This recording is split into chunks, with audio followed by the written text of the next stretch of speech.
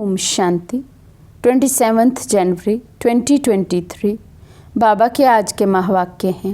बाबा समझाते, मीठे बच्चे, पारस बुद्धि बनने के लिए बाप जो समझाते हैं उसे अच्छी तरह से समझना है, स्वयं में धारणा कर दूसरों को कराना है। आज का वरदान है, कौन सा एक राज बहुत ही गुह्य, गोपनीय और समझने का है।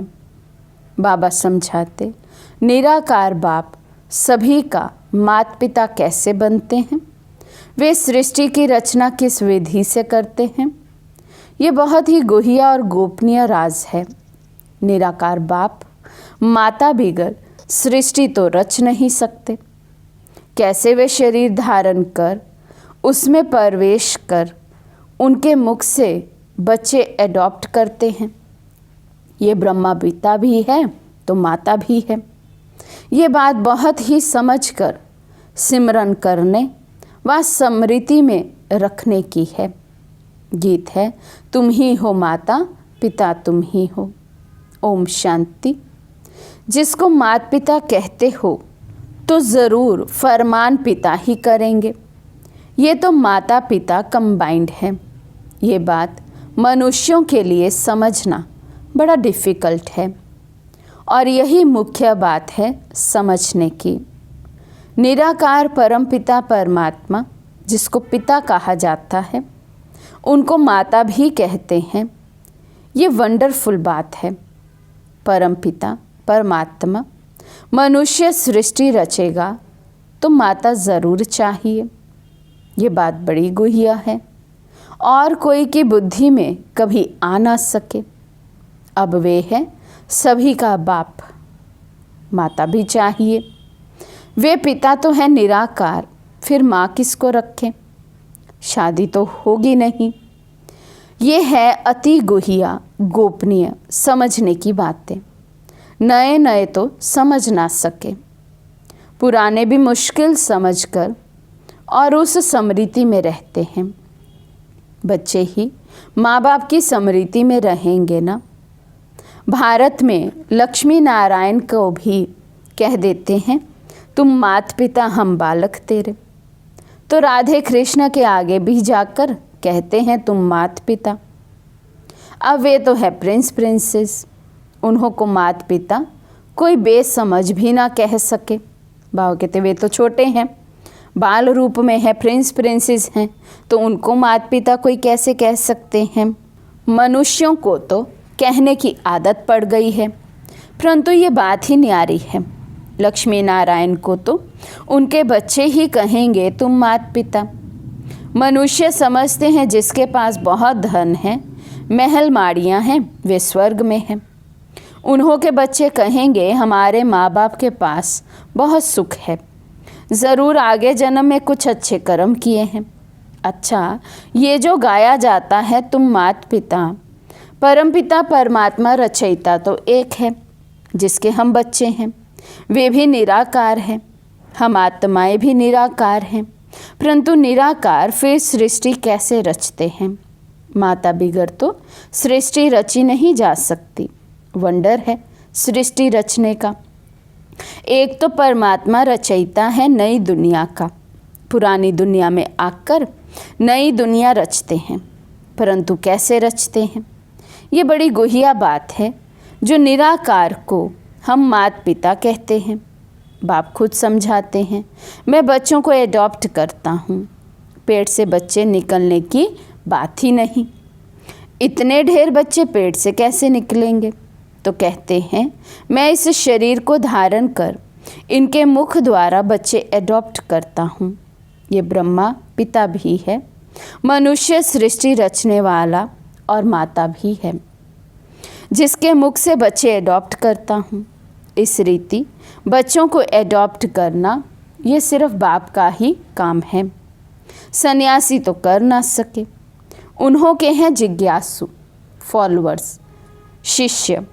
यहाँ तो हुई रचना की बात, तो बाबा इनमें प्रवेश करते हैं। ये है मुख वंशावली जो कहते हैं तुम माता पिता हम बालक तेरे। तो माता ये सिद्ध हुई, वे बाप इसमें परवेश हो रचते हैं।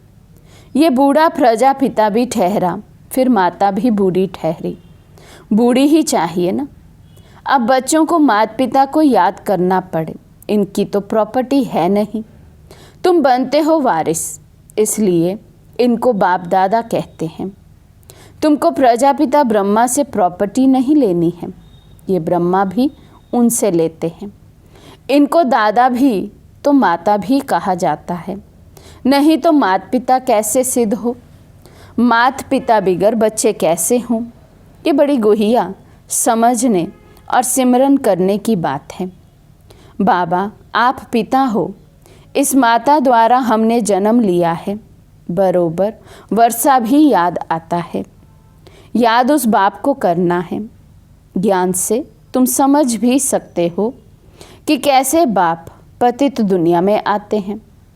कहते हैं जिसमें प्रवेश करता हूँ ये हमारा बच्चा भी है, तुम्हारा बाप भी है और फिर माता भी है। तुम हो गए बच्चे, तो बाप को याद करने से वर्षा मिलता है। माता को याद करने से वर्षा नहीं मिलेगा।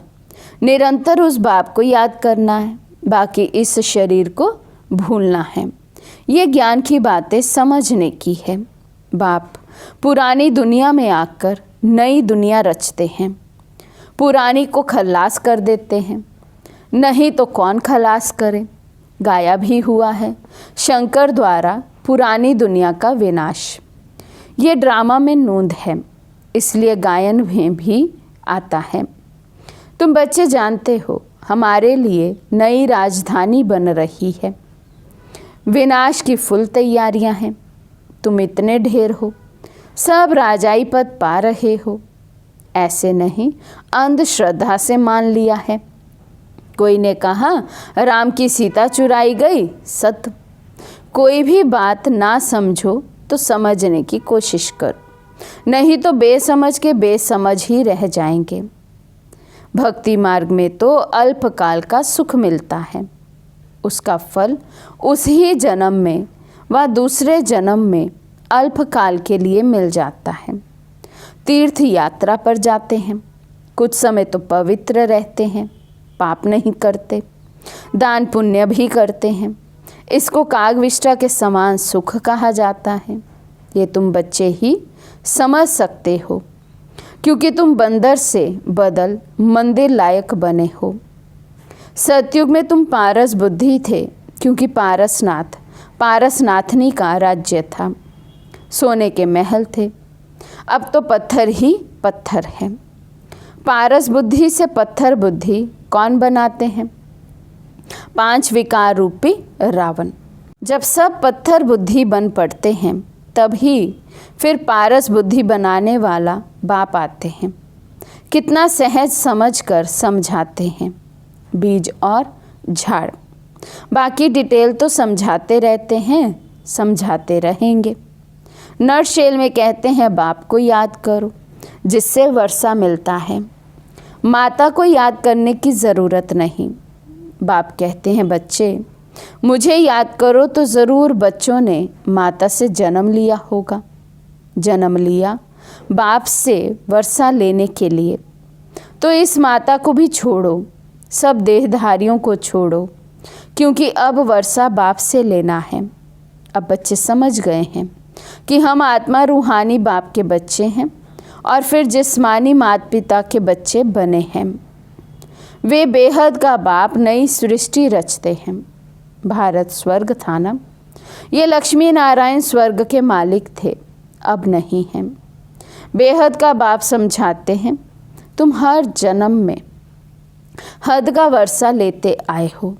नरक में तो है ही हद का वर्षा, स्वर्ग में हद का वर्षा नहीं कहेंगे, वे है बेहद का वर्षा। क्योंकि बेहद के अर्थात सारे सृष्टि के मालिक हैं और कोई धर्म नहीं है।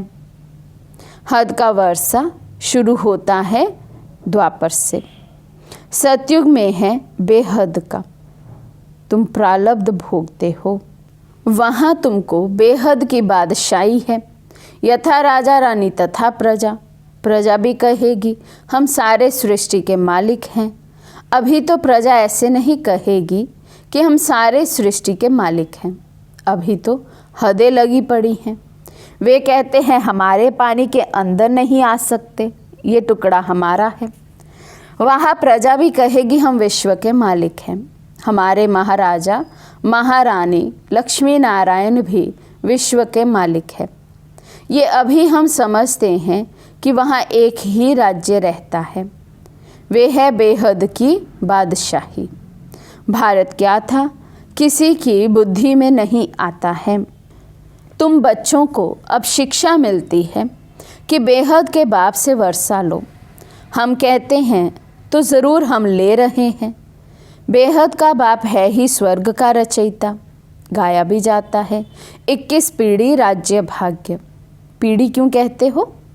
क्योंकि वहाँ बूढ़े होकर मरेंगे, वहाँ अकाल्य मृत्यु नहीं होगा। माताएं कभी विधवा नहीं बनेंगी, रोना पीटना नहीं होगा। यहाँ तो कितना रोते पीटते हैं, वहाँ बच्चों को भी रोने की दरकार नहीं। यहाँ तो बच्चों को रुलाते रहते हैं कि मुख बड़ा हो, वहाँ ऐसी बात नहीं। ये तो सब बच्चे समझते हैं कि हम अभी बेहद के बाप से कल्प पहले मिसल वर्षा ले रहे हैं। 84 जन्म पूरे हुए, अब जाना है। निरंतर बाप और वर्षे को याद करने से विक्रम विनाश होंगे। मन मना भव का अर्थ कितना सहज है। गीता भल झूठी है, परंतु उसमें कुछ ना कुछ तो सच है ना। मुझे अपने बाप को याद करो। श्री कृष्ण तो ऐसे नहीं कहेंगे कि मुझे याद करो, तुमको मेरे पास आना है। परमात्मा अभी सब आत्माओं को कहते हैं कि तुम सभी आत्माओं को मच्छरों सदृश्य आना है, तो ज़रूर आत्मा परमात्मा बाप को ही फॉलो करेगी। श्री कृष्ण ऐसे नहीं कहेंगे कि मुझ आत्मा को याद करो, उनका नाम ही कृष्ण है। आत्मा कोई भी नहीं कह सकती, आत्माएं सभी भाई भाई हैं। ये तो बाप कहते हैं मैं निराकार हूँ, मुझ परम आत्मा का नाम है शिव। तो श्री कृष्ण कैसे कहेंगे? उनको तो शरीर है, शिव बाबा को तो अपना शरीर है नहीं। शिव बाबा कहते हैं बच्चे तुम्हें भी पहले अपना शरीर नहीं था, तुम आत्मा निराकार थी, फिर शरीर लिया है।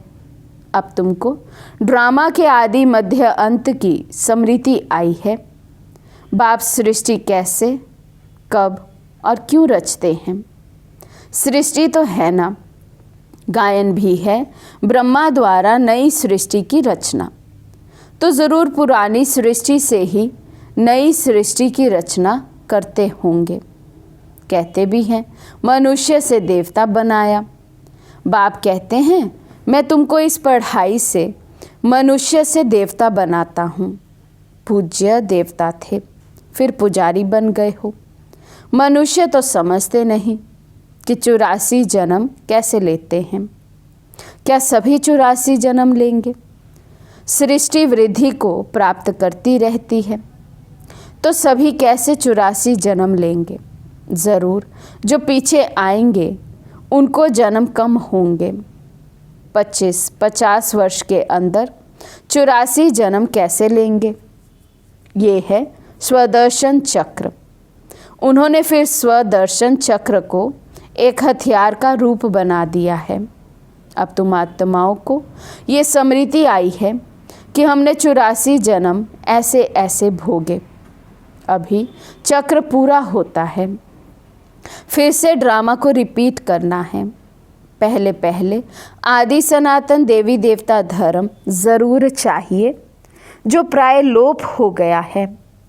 मनुष्य कहते हैं हे गॉड फादर रहम करो, तो बाप कहते अच्छा तुमको दुख से लिबरेट कर सुखी बनाता हूँ। बाप का काम ही है सबको सुखी बनाना, इसलिए मैं कल्प कल्प आता हूँ, आकर भारत को हीरे जैसा बनाता हूँ, बहुत सुखी बनाता हूँ। बाकी सबको मुक्ति धाम भेज देता हूँ। भगत चाहते भी हैं भगवान से मिलने, क्योंकि सुख के लिए तो सन्यासियों ने कह दिया है कि ये कागविष्टा समान सुख है। और दूसरा फिर कहते इस ड्रामा के खेल में फिर आए ही नहीं, मोक्ष को पालें। अब मोक्ष तो मिलना नहीं है, ये है बना बनाया ड्रामा। सारे सृष्टि को, हिस्ट्री ज्योग्राफी को तुम बच्चे अभी जानते हो कि ये कैसे चक्र लगाती है, जिसको ही स्वदर्शन चक्र कहा जाता है। ये जो दिखाते हैं स्वदर्शन चक्र से सभी के सिर काटे, कंस वध का नाटक दिखाते हैं। ऐसे कुछ भी है नहीं, यहाँ हिंसा की बिल्कुल बात ही नहीं। ये तो पढ़ाई है, पढ़ना है, बाप से वर्षा लेना है। बाप से वर्षा लेने के लिए किसी को कत्ल करते हैं क्या? वे होता है हद का वर्षा। ये बेहद के बाप से बेहद का वर्षा लेना है। गीता में लड़ाई आदि की कितनी बातें लिख दी हैं, वे तो कुछ भी है नहीं। पांडवों की लड़ाई वास्तव में कोई के साथ है नहीं। ये तो योग बल से बेहद के बाप से तुम बच्चे वर्षा ले रहे हो नई दुनिया के लिए। इसमें लड़ाई की कोई बात नहीं। अच्छा, मीठे मीठे सिखिलदे बच्चों प्रति माता पिता बाप दादा का याद प्यार और गुड मॉर्निंग। रूहानी बाप की रूहानी बच्चों को नमस्ते। हम रूहानी बच्चों की रूहानी बाप दादा को दिल व जान सिक व प्रेम से नमस्ते नमस्ते नमस्ते जी। धारणा के लिए मुख्य सार। फर्स्ट पॉइंट, बाप से 21 पीढ़ी का वर्षा लेने के लिए निरंतर बाप और वर्षे को याद करने का पुरुषार्थ करना है। किसी भी देहधारी को याद नहीं करना है। सेकंड पॉइंट, बुद्धि में स्वदर्शन चक्र फिराते रहना है। हम पूज्य थे, फिर पुजारी बने, 84 जन्मों का चक्र पूरा किया, फिर से ड्रामा रिपीट होना है। हमें पुजारी से पूज्य बनना है। ये स्मृति ही स्वदर्शन चक्र है। आज का वरदान है, समानता द्वारा समीपता की सीट ले, फर्स्ट डिवीज़न में आने वाले विजयी रतन भव। समानता द्वारा समीपता की सीट ले, फर्स्ट डिवीज़न में आने वाले विजयी रतन भव। समय की समीपता के साथ साथ अब स्वयं को बाप के समान बनाओ। संकल्प, बोल, कर्म, संस्कार और सेवा सब में बाप जैसे समान बनना, अर्थात समीप आना। हर संकल्प में बाप के साथ का, सहयोग का, स्नेह का अनुभव करो। सदा बाप के साथ और हाथ में हाथ की अनुभूति करो तो फर्स्ट डिवीज़न में आ जाएंगे। निरंतर याद और संपूर्ण स्नेह एक बाप से हो तो विजय माला के विजयी रतन बन जाएंगे। अभी भी चांस है, टू लेट का बोर्ड नहीं लगा है। स्लोगन है, सुखदाता बन अनेक आत्माओं को दुख अशांति से मुक्त करने की सेवा करना ही सुखदेव बनना है। अव्यक्त इशारे। मन की एकाग्रता के लिए सेकंड बाय सेकंड ड्रामा की पटरी पर चलते रहो। जिस रीति से जैसा ड्रामा चल रहा है उसी के साथ साथ मन की स्थिति चलती रहे, ज़रा भी हिले नहीं।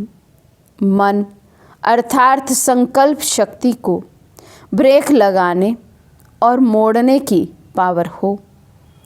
इसमें बुद्धि की शक्ति व्यर्थ नहीं जाएगी, एनर्जी जमा होगी। जितना मन बुद्धि की शक्ति जमा होगी उतना परखने व निर्णय करने की शक्ति बढ़ेगी। अच्छा, ओम शांति।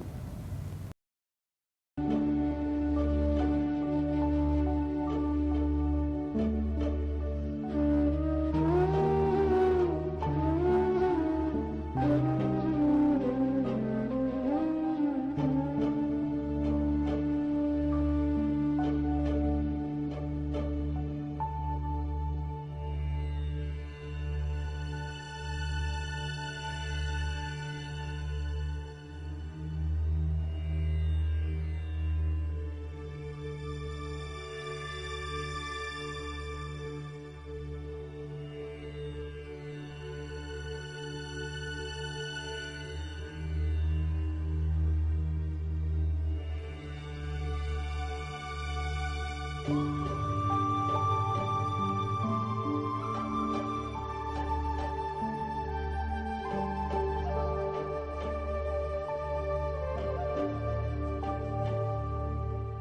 you.